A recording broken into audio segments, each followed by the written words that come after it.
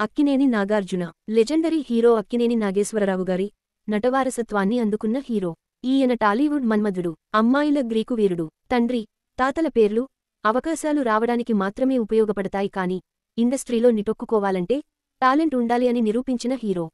ఈయన జనరేషన్లో ఈయనకి విభిన్న ప్రయోగాలు చేసే ఛాన్స్ మరో హీరోకి దక్కలేదు. దక్కిన ప్రయోగం చేసే సాహసం మరొక హీరో చెయ్యలేదు. ఒక అన్నమయ్య, ఒక నిన్నే ప్రేమిస్తా, ఒక సిరిడి సాయి. ఇవి జస్ట్ ఎగ్జాంపుల్స్ మాత్రమే. విభిన్న ప్రయోగాలు, సాహసోపేతమైన ప్రయత్నాలు చేయడంలో ముందుంటారు ఈ అక్కినేని హీరో. అలాగే తెలుగు వెండితెరకు ఎంతోమంది కొత్త డైరెక్టర్లను పరిచయం చేసిన ఘనత ఈయనకే దక్కుతుంది. ప్రస్తుతం నాగార్జున, డైరెక్టర్ శేఖర్ కమ్ముల దర్శకత్వంలో కుబేర అనే మూవీలో నటిస్తున్నాడు. ఇందులో కోలీవుడ్ హీరో ధనుష్ సైతం నటిస్తున్నాడు. అలాగే మరోవైపు స్మాల్ స్క్రీన్ పై కూడా Big Boss reality show hosting చేస్తూ బిజీగా ఉంటున్నాడు నాగ్. ఇదిలా ఉంటే నాగార్జున కెరీర్లో ఎవర్ గ్రీన్ సూపర్ హిట్ చిత్రం శివ. డైరెక్టర్ రామ్ గోపాల్ వర్మ దర్శకత్వంలో నాగార్జున నటిస్తూ నిర్మించిన చిత్రం శివ.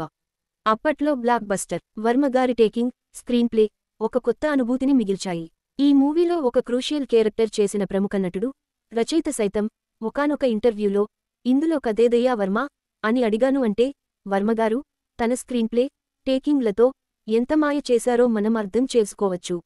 ఈ మూవీతో నాగార్జున క్రేజ్ ఒక్కసారిగా మారిపోయింది. అంతేకాదు, ముందు చెప్పినట్టు వర్మగారి మేకింగ్, డైరెక్షన్ చూసి ఆడియన్స్ ఫిదా అయ్యారు. ఇందులోని అనేక సన్నివేశాలకు ఆర్జీవి వాడిన camera angles, shots making Hollywood చిత్రాలకు మించిపోయిందనే చెప్పారు.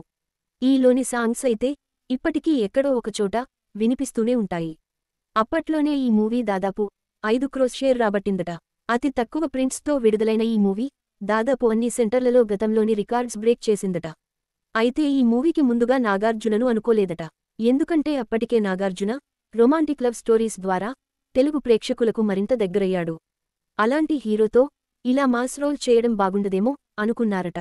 వర్మగారు మొదట ఈ చిత్రాన్ని వెంకటేష్తో తెరకెక్కించాలని, ఈ మూవీ స్టోరీని రామానాయుడుకు వినిపించాలని దాదాపు గంటకు పైగా ఎదురుచూశాడట. అయితే ఆ సమయంలో వెంకీ కుటుంబ కథా చిత్రాలు చేస్తున్నాడని, ఇలాంటి మాస్ యాంగిల్ చేస్తే ప్రేక్షకులకు నచ్చుతుందో లేదో అని సందేహపడ్డారట మూవీ మొఘల్. ఈ కథకు నాగార్జున అయితే కరెక్ట్గా సెట్ అవుతాడని చెప్పడంతో చివరకు నాగార్జునతో శివను తెరకెక్కించారట. అలా Shiva block buster hit Nag ఖాతాలో పడింది. ఆ తర్వాత వర్మగారు వెంకుమామతో క్షణక్షణం అనే మూవీని తెరకెక్కించి ఇంకో హిట్ కొట్టారు.